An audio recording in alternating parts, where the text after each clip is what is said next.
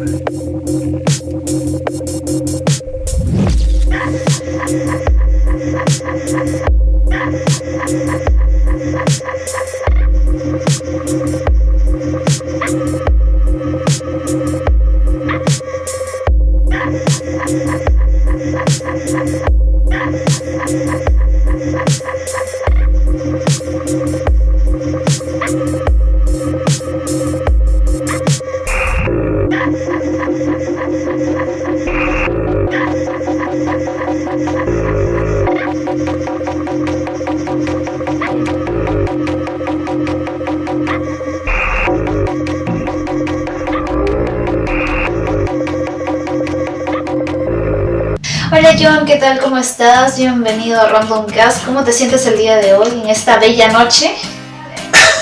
¿Te sientes tímido? No, nada que ver. ¿Qué tal? ¿Cómo estás? A ti y a tu público. Me siento bien, me siento tranquilo. El día de hoy, gracias por la invitación a tu programa. Es la primera vez que me hacen una entrevista por mi trabajo. Qué chévere, me agrada oír eso.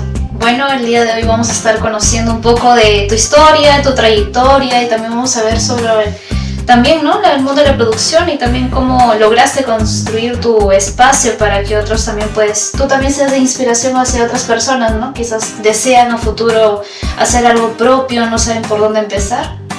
Claro. Y esperamos pues que este testimonio de cierta manera, pues, ¿no?, y también entrevistas sea de alguna inspiración para las personas que te están viendo. Así que bueno, vamos a ir a la primera pregunta. ¿De dónde nació pues tu interés por el sonido y también la producción musical? ¿Cómo así tú supiste que querías tú dedicarte a esto? Yo me quise dedicar a esto desde que terminé la secundaria, porque no sabía qué estudiar. ¿Cuántos años tenías ahí? 16 años. Ya iba a terminar la secundaria y no sabía qué estudiar, pero siempre me llamaba la atención la música y poco a poco fui indagando, ¿no?, carreras similares. Justo en ese tiempo yo buscaba por internet y justo apareció una institución que enseñaba música y producción, y esa institución es Orson Welles, que es mi alma mater de enseñanza en audio, sonido. Poco a poco fui metiéndome a la industria de la música por haber estudiado en Orson Welles, ya que hay muchos chicos que están metidos en materias básicas, semiprofesionales y profesionales.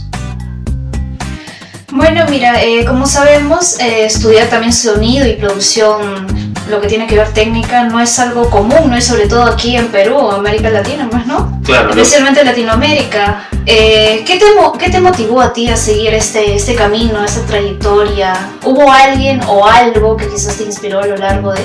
No, más que nada me nació a mí estudiar esto porque, como tú misma lo has dicho, es algo que no es común. Entonces, yo vengo de una familia de profesionales de diferentes ramas Entonces para mí fue como que estudiar algo diferente al resto de mi familia.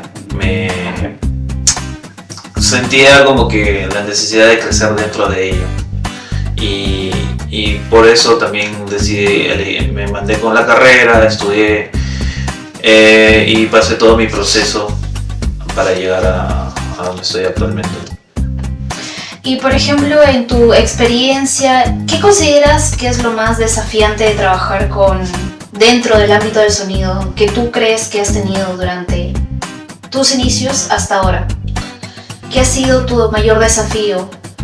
¿Qué sientes que tú has pasado? Mayor desafío creo que es con mis proyectos propios. No es lo mismo trabajar para alguien que ya cumple ciertos parámetros, como que para trabajar para ti mismo, donde tienes que ver casi todo desde cero. Claro, porque desde que tú, digamos, empiezas, te tienes que acoplar, ¿no? Claro. A otros proyectos ajenos, ¿no? Claro. En un inicio, uno no va a seguir, digamos, sus propios proyectos personales, claro, ¿no? Quizás por falta de economía también puede ser, ese puede ser un motivo, ¿no? Claro, en todo proyecto es muy diferente, porque hay proyectos donde la economía es escasa y hay proyectos donde la economía es solamente un factor para que puedan realizar la actividad o la idea que tenga la persona, el productor o el grupo de personas que están interesadas en hacer el proyecto. Y es bueno porque cada situación te da un alcance diferente de entender cómo suceden las cosas, cómo pasan las cosas, te da la capacidad también de discernir entre diferentes proyectos y los niveles en los que están los proyectos y en que tú puedes generar ayuda a las personas. Yo soy una persona de enseñar bastante, o sea, no es que te considero que sabes más o menos, no. Yo cuando trabajo con las personas, hay personas que saben mucho más cosas puntuales en audio, pero también esas personas se respetan por el tema de que tú les enseñas tu manera de trabajo, tu manera de gestión, aprovechan algo que esas personas no saben. Entonces uno también va aprendiendo de ellos, cómo es su forma de trabajo. Es algo muy bonito porque el conocimiento... De por sí el conocimiento es algo constante, ¿no? También es compartido. Es compartido, exacto. No es recelo, ¿no? En mi filosofía de vida no es... Claro, pero esto ya es un poco parte de la entrevista. ¿Tú sientes que quizás en algún momento has tenido recelos quizás de alguien dentro de tu ámbito? No, la verdad no. ¿En algún momento no has tenido ningún tipo de problema con alguien dentro de...? Dentro de mi ámbito de trabajo. O quizás... No, es que la verdad, cuando trabajo dentro de mi entorno es como que soy puntual. Trabajo por proyecto de inicio a fin. No me centro tanto en porque como sabemos, opiniones la vida ajenas. existe en diversos trabajos, pues, ¿no? Como sí, cualquier claro, como ámbito. cualquier ámbito. O sea, cuando tú creces o cuando inicias, la perspectiva de las personas es muy diferente, ¿no? Claro. Cuando tú eres chico, o sea, es como que no estás en el mapa, pero ya cuando comienzas a crecer estás dentro del mapa de ese círculo, y ese círculo quizás lo ve como algo, para algunos lo ven como un beneficio, para otros lo ven como una amenaza, porque ya comienza el tema de competencia y eso se traduce también en desventaja numérica. Pero no, o sea, siempre me llevo bien con las personas con las que trabajo, con mi entorno de trabajo. Priorizo más que nada mi meta como terminar un proyecto y dar lo mejor de mí, ¿no? Es con los shows o eventos que tenga o producciones o con las personas con las cuales haga un proyecto. Siempre soy bien, me mantengo constante con eso, no cambio. Bueno, John, quiero que ahora hablemos de tu sala de ensayo. ¿En qué año aproximadamente tú lo has creado? Bueno, entre hacer los planos y mandar a construir, o creo que tú has llegado a aportar, me dijiste en una oportunidad que tú y tu socio lograron construir, ¿verdad? Claro, El proyecto lo tengo desde secundaria, no, desde terminando el instituto. Ok, a ver, más o menos ¿cuántos años tú tenías ahí cuando estabas entre el instituto, Claro, cuando terminaste? Yo tenía 20 años y veía trabajos o veía locales y como que esos locales me inspiraban a creer o en tener algo propio. Más o menos sería por los 20, 21. Entonces me dediqué a trabajar. Más que nada comencé con pequeñas máquinas, por ejemplo, lo más básico es una interfaz, un controlador. Como todo chico de esa edad se mete más que nada en su cuarto y ese es su espacio de trabajo.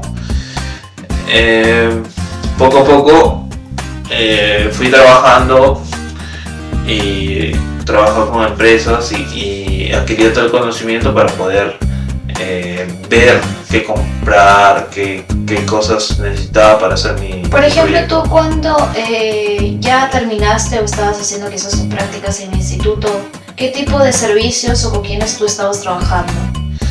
En ese tiempo, una de las primeras personas con la que trabajé fue con un profesor que se llama Sandro Velázquez.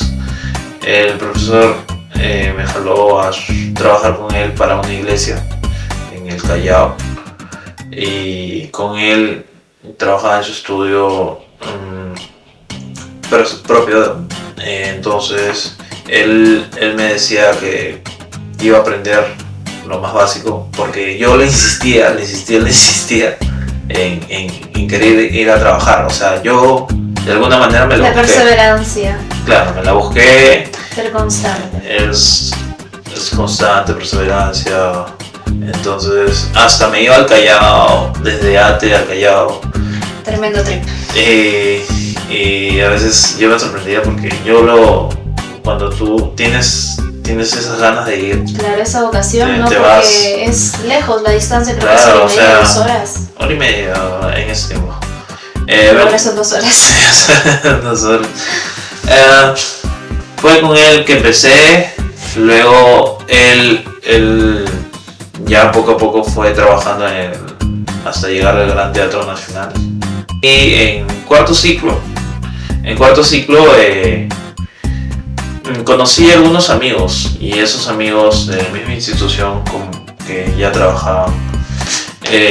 Justo un día me acuerdo que mi amigo Eduardo Valdereso me dijo que si quería ir a trabajar. Ya. ¿Y a dónde fuiste a trabajar? Y me dijo, o sea, me estaba ofreciendo trabajo primero, pero luego del lapso me dijo si es que quería ver primero para ver si es que le gustaba o no le gustaba el trabajo. Ya. Cuando fui, me dijo que llegara al Estadio Municipal de San Borja. Y en el Estadio Municipal de San Borja había un escenario por su aniversario. Y era la primera vez que llegaba a un lugar de un escenario grande. Y justo el primer día habían artistas, los que me acuerdo, por ejemplo, fue el grupo 5, los hermanos Yaipe, si no me equivoco. Y yo me sentía como que en un área nueva porque era la primera vez que trabajaba con personas del entorno profesional. Claro, el entorno artístico, ¿no? Claro, el entorno artístico, y ya como que eso me comenzó a conectar más y más con las personas de ese entorno. Ya me quedé, apoyé todo y poco a poco me comenzaron a llamar. Y ahí es donde yo desarrollo contactos y es como que comencé a trabajar con ellos constantemente. Fue ahí donde comencé a ir a conciertos, eventos. Uno de los primeros grupos con los que yo trabajé fue Laguna Pai. Laguna Pai fue en el centro de convenciones de Barranco o creo en la estación de Barranco, si no me equivoco. En ese tiempo no conocía tanto los grupos, pero sí me comenzó a gustar más y más. Luego ya comenzó a aparecer los clásicos grupos de rock, también Lívido.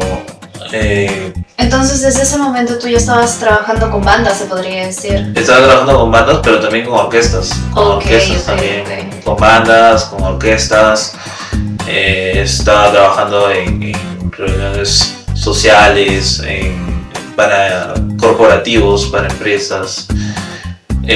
También a partir de ello también comencé a conocer más del mundo del audio, pero no en diversas materias, ¿no? Campos, en conciertos, en eventos, en grabación, en conferencias. Por ejemplo, trabajé para la APEC en 2017, si no me equivoco.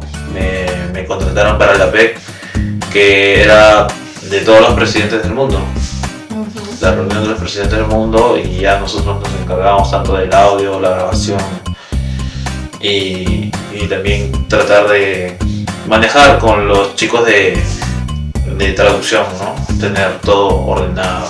Y ya es un trabajo de gestión más amplio, y eso no llegas solamente porque en fin, sino ya porque ya sienten que tú estás capacitado para poder desarrollar un proyecto así de ese tipo.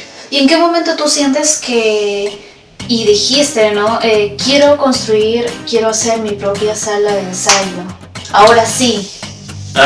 Lo que pasa es que a partir después de que yo terminé con la empresa, yo estaba ya cansado. Entonces decidí dejar por un año la música. ¿En qué año fue? Ese fue en el año 2016, creo, si no me equivoco. ¿Dejaste la empresa entonces en el 2016? Claro, dejé la empresa. Un año dejaste, se podría decir, en el 2017, ¿verdad? Sí, en el 2016. Es de 16 al 17. Del 2016 al 17 dejé un año de trabajar en música. Porque ya con tanto trabajar amanecidas, tanta presión, llegó a cansarme. Entonces me alejé un año, pero cuando es lo tuyo, no así por más que lo dejes, nuevamente vuelves a ello. Entonces pasó que en ese año dejé, pero siempre estaba pensando en cosas, en qué hacer. Me fui a trabajar con un tío a provincia, y mi tío me apoyaba con algunos trabajos en ingeniería civil. Claro, ese año fue el que me comentaste, donde tú te fuiste a hacer una cosa totalmente distinta a tu carrera. Claro. Creo que te tomaste un año sabático, ¿verdad? Claro, era como un año sabático, porque me hizo también reflexionar y pensar de lo que yo quería realmente. Me hizo reflexionar bastante en cuestión a mi labor. Luego de ese año sabático ya vine con todas las fuerzas y dije, no, quiero hacer algo propio. Quiero hacer algo propio, quiero tener mis propias cosas. Tenía un capital pequeño, pero con ese capital comencé a buscar alguna persona de socio. Ahí fue donde conocí a mi socio, que es de mi negocio actual, ¿no? De Monkey Big Records. Con él iniciamos. Yo tenía un local pequeño en mi casa, y ya como que ya teníamos a la mira ese local, ¿no? Tú me comentaste que recién en ese entonces tú tenías una sala de ensayo improvisada en primer nivel, ¿verdad? De tu casa, que está casi en la carretera central, ¿verdad? Sí, en la carretera central teníamos como que una sala de ensayo pequeña. Eso fue construido por nosotros. O sea, el proyecto nació a partir del 2017. Del 2017 a mediados ya se estaba como que ejecutando. Y ya desde el 2017 hasta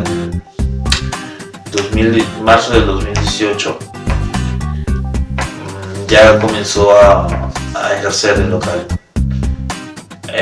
Poco a poco, al inicio era como todo proyecto, ¿no?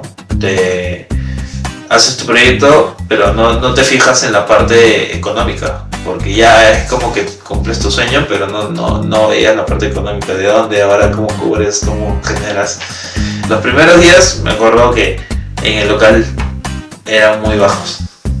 No teníamos, o sea, ya teníamos el local listo, pero no había clientes. No había clientes. No nos habíamos preocupado por esa parte, por la misma emoción. Al ser un primer negocio, cuando uno tiene su primera experiencia de negocio, ya a veces también hay muchos errores. Hubo mucha adrenalina, mucha emoción del momento, dices. Mucha emoción del momento y no pensamos en los clientes. Entonces ya comenzamos a ver el tema de publicitar. En ese tiempo estaba el tema de Facebook, Instagram en sus inicios, de todo lo que era marketing digital. Ahora ya el marketing digital es como que todo es venta. Ahora en ese tiempo era como que nosotros trabajamos más que nada por el boca a boca. Claro, eso también es una forma antigua, ¿no? Sobre todo de publicidad y marketing, ¿no? El boca a boca, recomendaciones. Sí, bastante el tema de boca a boca. El boca a boca para nosotros es un pilar, porque eso indica mucho en nosotros. Indica mucho más que vender por redes. Es como que los contactos que se han ido generando, amistades, gente con la que negocio, es más que nada referencias de otras personas, porque siempre al momento de contactarnos nos escriben y nos dicen: me han recomendado tu número, me han recomendado tu persona porque tal persona me ha recomendado que eres uno de los mejores haciendo tal cosa. Claro, quizás también que el ambiente les gusta, la atención les gusta, porque hay diversas atenciones, ¿no? Inclusive también influye el tema de limpieza, ¿no? Entre otros. Claro, es un tema de orden. Lo que pasa es que yo de joven también, cuando tenía 16, 14 aproximado, yo tocaba guitarra y a veces me iba a las salas de ensayo en Mitarte o los estudios, pero los locales mayormente eran muy básicos. Era como que la gente no invertía tanto. Era como que solamente forraban hasta con cáscaras de huevo sus locales. Claro, lo básico, ¿no? Eso ya es como insonorizar. Que tratan de insonorizar a su manera, pero no es algo como que en la sociedad de manera ya profesional. Entonces mi idea era involucrar a la gente que aprendiera el lado profesional. O sea, personas que no estaban educadas, personas que quizás no tenían el conocimiento de qué era lo correcto o cuál era la forma criolla, entre comillas, de hacer las cosas. ¿Cuál era la diferencia? Entonces mi objetivo inicial fue darles una diferencia para que ellos vieran que no solamente es ese pequeño mundo, ¿no? Sino que hay más en la industria musical. Y ahora yo me pregunto, ¿en qué momento pasó de ser una pequeña sala de ensayo, un point para hacer reuniones, pequeños conciertos, a convertirse en un lugar fijo, ¿no? En el segundo piso, porque tengo entendido que el tercero, ¿no? Se llegaron a traspasar. ¿Cómo surgió eso como un lugar ya algo fijo? Lo que pasa es que nosotros trabajamos casi 2 años y medio, casi ya para 3 años en el primer piso. Ya nos habíamos posicionado en el segundo año, después del segundo año y medio aproximadamente. Hecho, desde 2018 todo el año fue trabajando, el 2019 ya a mediados ya comenzó a tener más clientes. Y bueno, hasta que llegó pues la pandemia, el COVID. Y cuando llegó el COVID me acuerdo que yo tenía mis 2 últimos clientes, que por cierto son muy fieles, o sea, en cuanto a... O sea, desde pandemia hasta ahora. Hasta ahora sí. O sea, es gente, tengo fidelidad por muchos clientes que van. Ellos fueron mis últimos clientes en la pandemia y justo ese mismo día dictaron estado de emergencia, me acuerdo. Estado de emergencia y cerraron todo. Y uno pensaba que era algo como que momentáneo, ¿no? Bueno, 2 semanas. Claro, a lo mucho sería pues un mes o así. Al inicio ya como que lo tomé como unas vacaciones. Trabajar, seguir constante. Dije, bueno, es unas vacaciones, ya va a pasar, esto va a pasar. Y pasó 2 meses, bueno, 3 meses, ya 4 ya te preocupas. Medio año ya el bolsillo llora. Ya el bolsillo llora. Y así poco a poco fui viendo qué situación o cómo iba a ser mi entorno de trabajo. Mi entorno de trabajo era darles atención a los clientes, a veces salir a eventos, y por el tema de la pandemia no se podía. Y en ese entonces el tema del streaming estaba recién en sus comienzos. Claro, recién estaba como que fluyendo para que las personas se metan más a las plataformas digitales. Claro, TikTok, Instagram, los creadores de contenido. Claro. En ese entonces pues inventaban uno que otro trend y... Claro, entonces me acuerdo que en ese momento vi una noticia de... ¿Qué noticia? Volverte la nueva sensación de las redes sociales, eso. No. ¿Qué noticia? La noticia era del Ministerio de Cultura.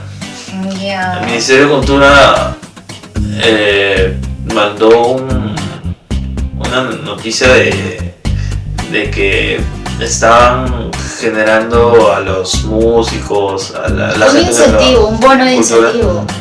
Les querían dar un bono como un apoyo para ellos, porque en nuestro país normalmente la economía se basa en la minería, en trabajos de peso, de carga, de transporte, de agricultura. Claro. Y económicamente la música es como que uno de los sectores como que más bajos, ¿no? En cuestión económica. ¿Qué pasa? Que el ministerio, para que las personas puedan seguir trabajando, viviendo del arte. Yo quiero hacer una pausa. Yo recuerdo que en ese entonces, en pandemia, pues, por ejemplo, mi mamá también tiene varios conocidos que ellos son artistas, son de Cajamarca. Sin embargo, ellos dejaron de hacer música, trabajar de orquestas, porque uno, ya no había movimiento, que era el tema de eventos. Claro. 2, algunos de ellos estaban vendiendo sus instrumentos, sí, porque no tenían que comer. Había gente que en ese tiempo... Y ahí en ese entonces, por ejemplo, lo único que tenían como para subsistir eran los bonos, ¿no? Que daba Martín Vizcarra, ¿no? Claro. Por momentos quedaba, pero de ahí ya no tenían con qué, ¿no? Claro, por eso mismo recalco que la música es uno de los sectores más económicamente es de los más pequeños dentro de Claro, inclusive también, por ejemplo, hay personas que también tienen otro trabajo aparte de dedicarse a la música. Claro, algunos de ellos tenían otras profesiones, eran abogados, algunos eran policías. Y algunos ya pues con eso se podían comprar sus instrumentos, o algunos otros ya tenían que dejar para dedicarse a otra cosa. Por ejemplo, me acabo de recordar que uno de los que yo entrevisté en ese momento para un trabajo de periodismo, era un guitarrista para una orquesta. Él ya no tenía dinero. ¿Qué hizo? Fue vender su guitarra para poder subsistir. Claro. Y se dedicó a la minería. Lo reclutaron para la minería. Y eso, o sea, afecta a la persona que quiere dedicarse a algo o quiere enfocarse en algo. Es algo que no se ha previsto a ciencia cierta, pero cuando uno tiene que enfrentar ese tipo de situaciones, también psicológicamente es algo que la afecta, ¿no? Obviamente, hay que estar preparado, se podría decir, pero eso es algo que pasa de un momento a otro. Sí, ¿no? es algo que no a todos de por sí nos chocó, ¿no? En general. Fue algo que se dio y afectó a muchos. En ese entonces, me acuerdo que el ministerio soltó para poder llevar todo en orden y poder ayudar a esta gente, los apoyos COVID 2019.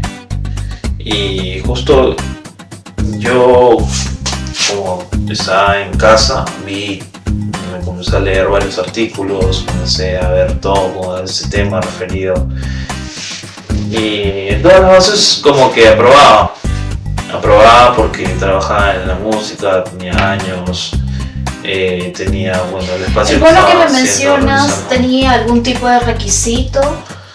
Claro, para poder participar. No tenía que postular con proyecto. ¿Qué requisitos a ti te estaban pidiendo en ese momento? Que sea, aparte de lleve años trabajando en la música, tenga fotografías o datos, o con quienes haya trabajado, si tenía algún proyecto de gestión, o tenía algún proyecto de o banda, orquesta, o si yo me dedicaba a la música, cuando yo participé, analicé todos esos datos y dije, no, yo entro acá en este marco.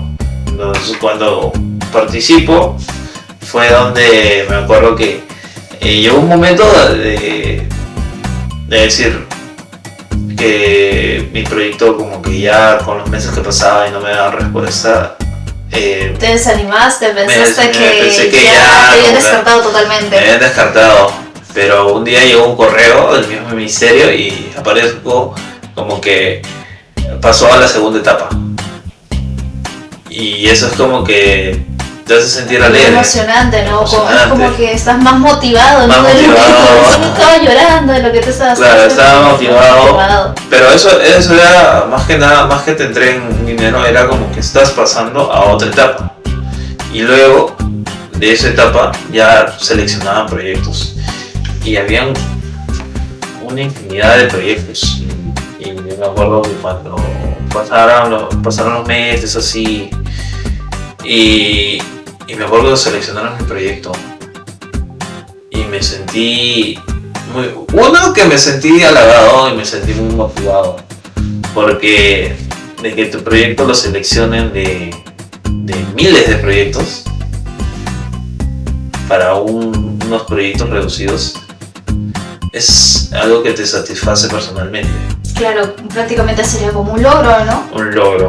Es un logro. Muy aparte de un reconocimiento, es un logro personal. Es un logro personal, porque tantos años trabajando en la música y queriendo lograr algo, y que de alguna manera uno se la busca, y eso es un logro personal que creo que me lo llevo de recuerdo por toda mi vida. Me llevo de recuerdo para toda mi vida, tengo mi logro personal y dije, qué chévere, porque me emocioné tanto que... ¿Lloraste o no? Sí, o sea, me salió una lagrimita por ahí. Uno o dos. De la emoción. Me acuerdo que un día de la nada llegó un correo y apareció: usted ha sido aprobado por el ministerio, su proyecto ha sido reconocido para poder... Y justo fue en la madrugada, me acuerdo. Estaba en mi computadora, en la madrugada. Me emocioné tanto que hasta le avisé a mi papá: mira, me han considerado. ¿Cómo fue la reacción de tus familiares en ese entonces?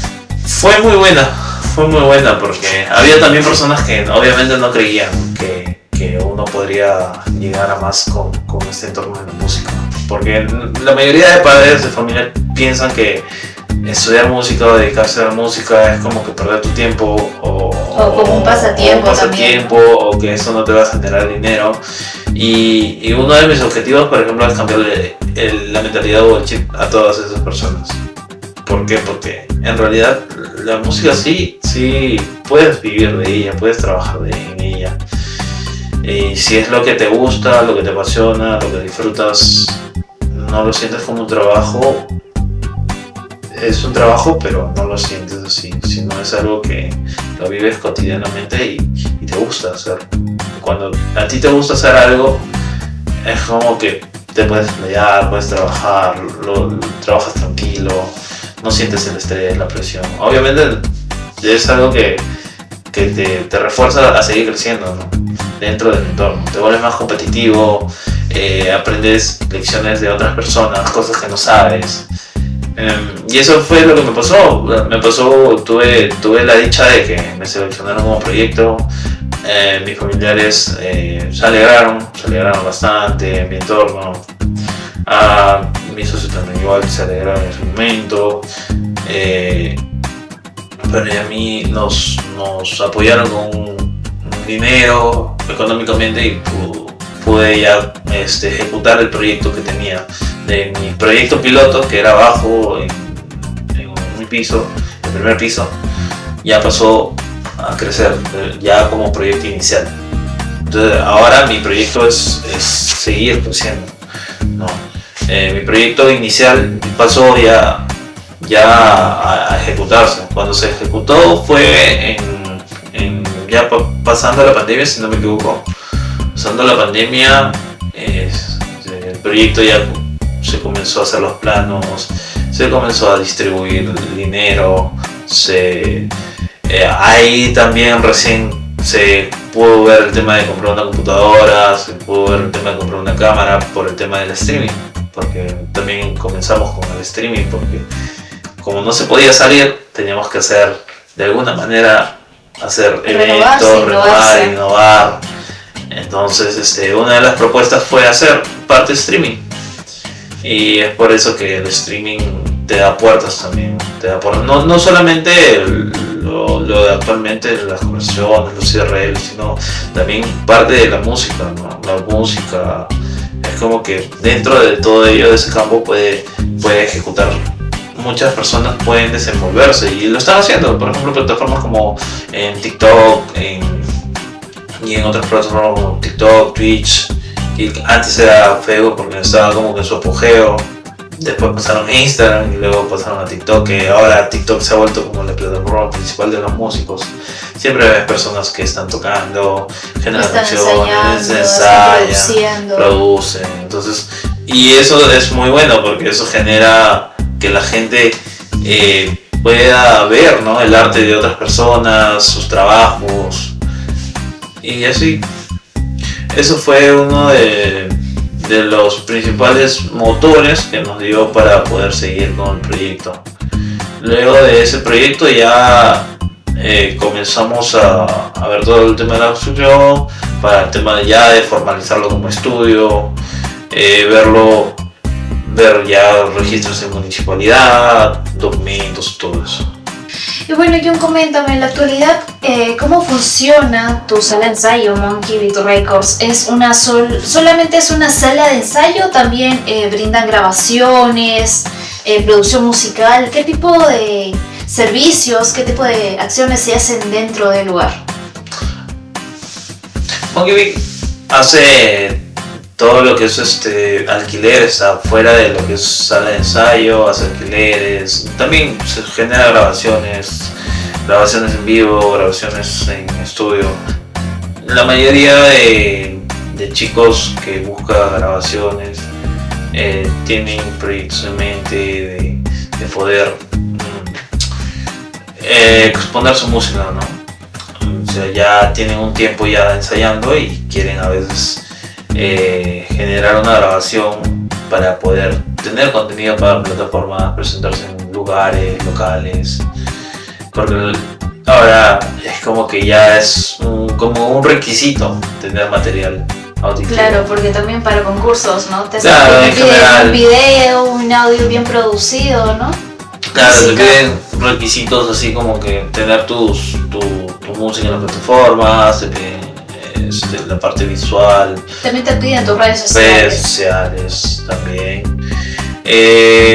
Ahí en Monkey Beat nosotros brindamos diferentes tipos de servicios. Nos acoplamos a varios tipos de trabajo dentro de alquileres, grabaciones, streaming, sonido en vivo, asesoramiento en audio. Temas de enseñanza no nos hemos metido. Pero tanto. Creo que has intentado el año pasado, ¿verdad? He intentado, pero no hay que tener bastante vocación para enseñar. Vocación, paciencia. Paciencia hay. Atención, sobre todo, ¿no? Pero es vocación. Sí, es vocación. Es vocación y es un orden tremendo para enseñarle a mucha gente. Es un orden que ya tiene una dinámica, ¿no?, específica. Pero sí, generamos muchos tipos de proyectos, ¿no? ¿Recuerdas uno de los proyectos que también comentó uno de nuestros conocidos que también iba a tu sala de ensayo de Rospi? Él tenía, ¿te acuerdas? Una banda muy aparte de Instintos que se llama Primaveriza. ¿Cómo sentiste ese proyecto? ¿De qué manera, por ejemplo, allí intervino Monkey Beat Records?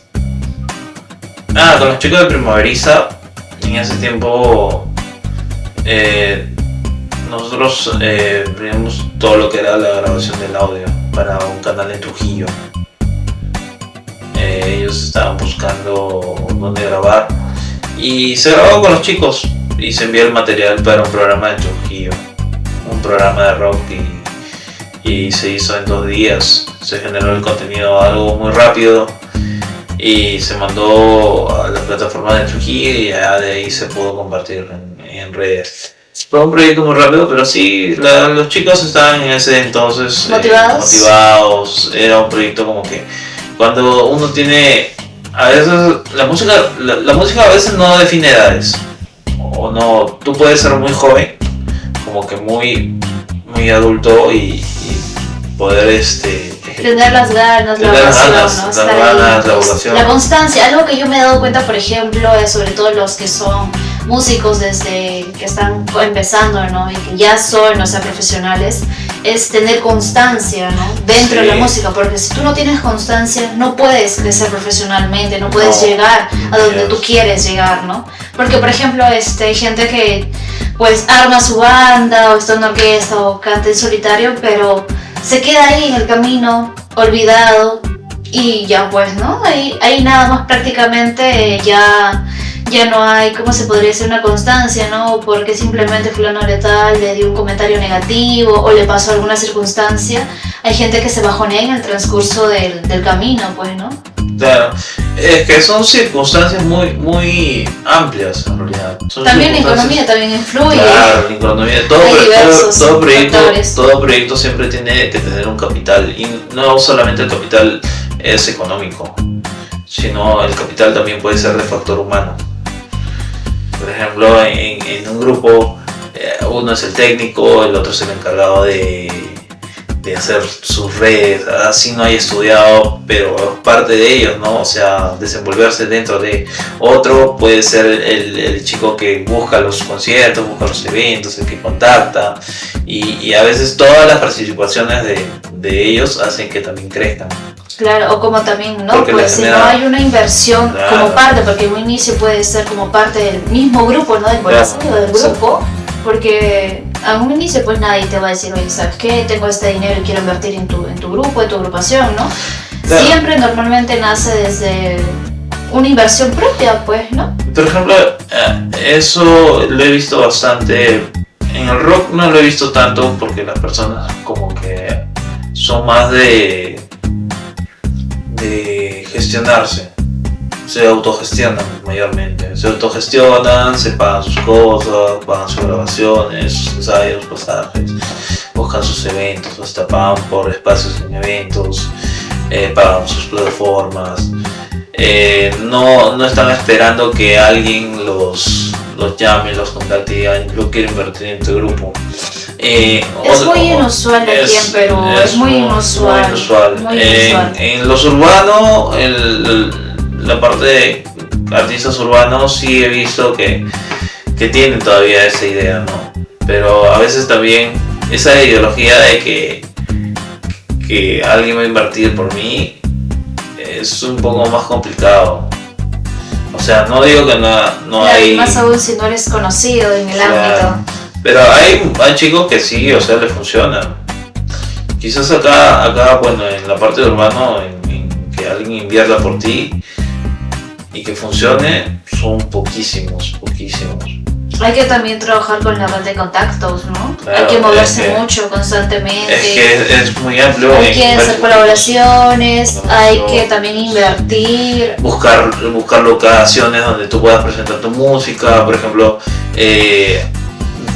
pongamos un caso muy simple, un mall de Mall Aventura, o un mall de Santa Anita, o un mall de Ate, de Tomichuco. Te pueden dar los espacios, o sea, no te cobran, te pueden dar los espacios, tú lo gestionas, lo ordenas, pero dentro de todo eso ya, al hacer todo eso ya hay una inversión de por medio.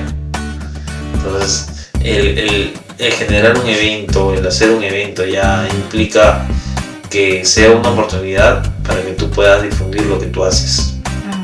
Pero parte de eso también es como tú resuelves las cosas, cómo tú llegas a... Justo a ese punto quiero llegar. Hace un momento mencionamos a Primaveriza. Yo me acuerdo que tú andabas con ellos, creo, a veces. ¿Qué consideras, por ejemplo, que esa banda, esa agrupación le faltaba o aún le falta? Quizás, no sé si aún seguirán como banda. Sin embargo, ¿cómo tú los has visto, los has percibido? En ese tiempo era un tema de como músicos eran muy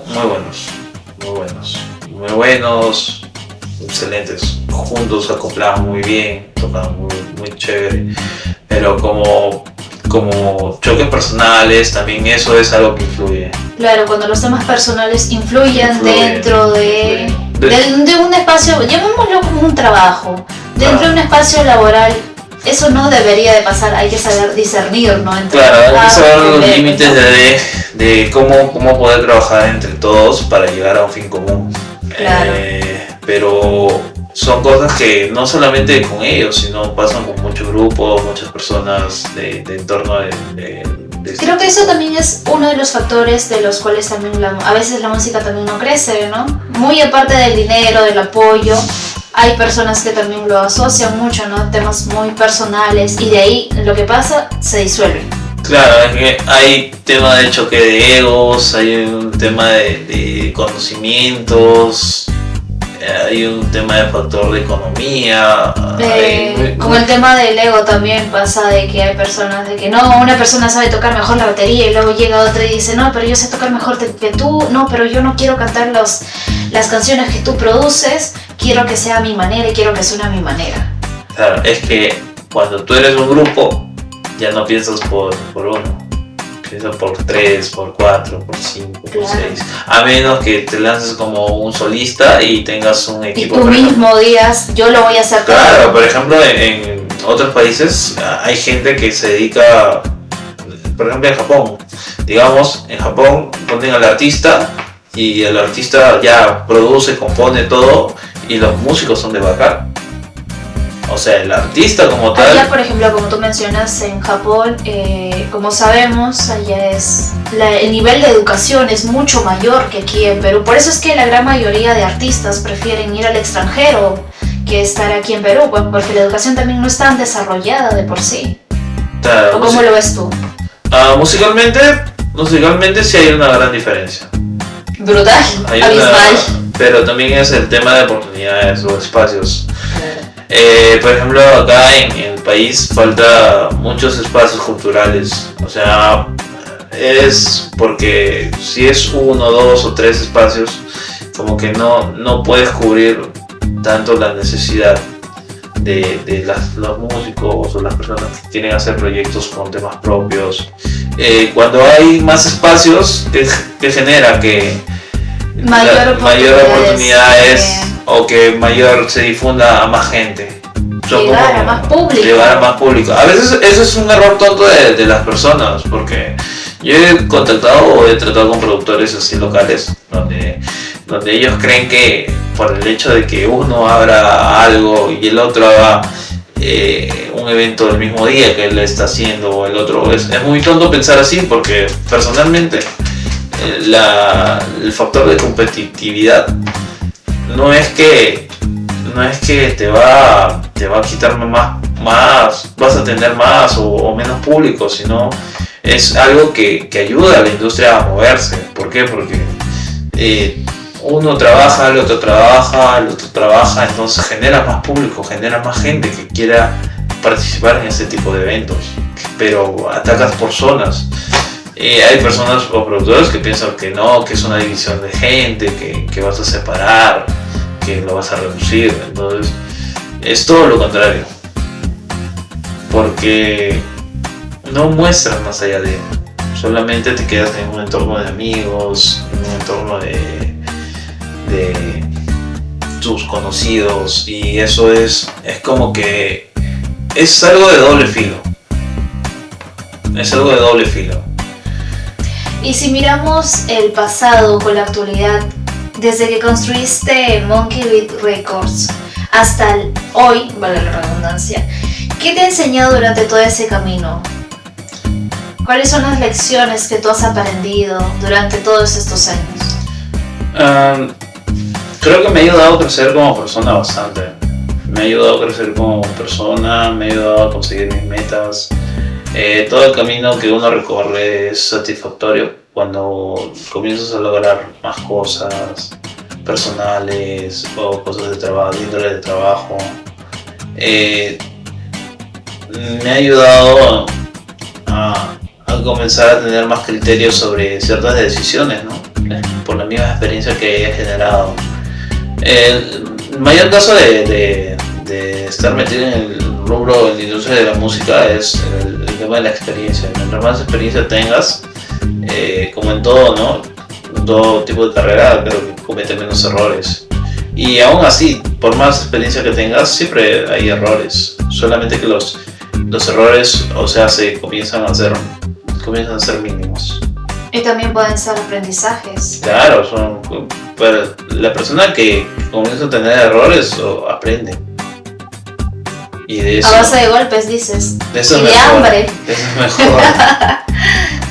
Claro. Y mira, aprovechando que hace unas preguntas atrás, vamos a decirlo así, ¿qué mensaje consideras tú, consejo le darías a los jóvenes o personas adultas también que quieren dedicarse al sonido o también quizás empezar desde lo poco que tienen, ¿no? Claro, uno de los consejos que daría es que lo hagan.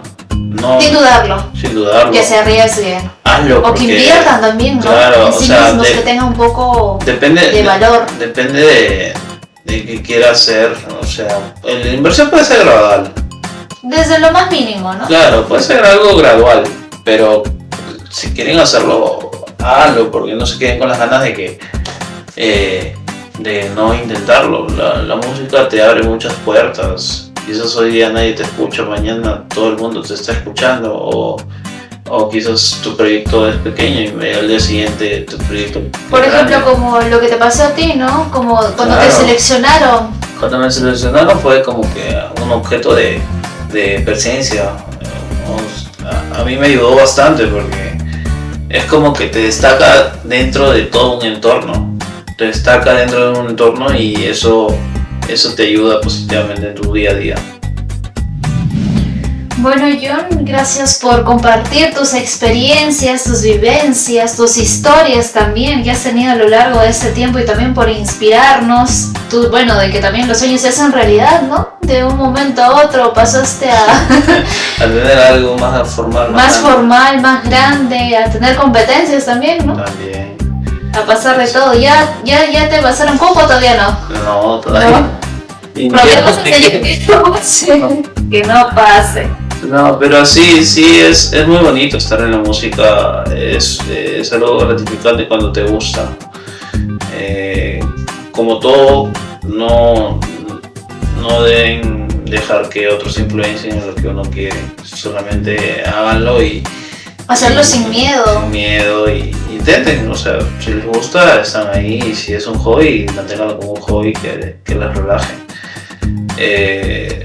Y nada, eso sería todo. Muchas gracias, Naralda, por invitarme. Y bueno, y a todos los que nos escuchan Gracias. Y los que nos ven, gracias por acompañarnos en este segundo, ya sería tercer episodio. No olviden seguirnos, también darle dedito arriba y nos vemos en un próximo episodio. Chau, chau. Sí, gracias.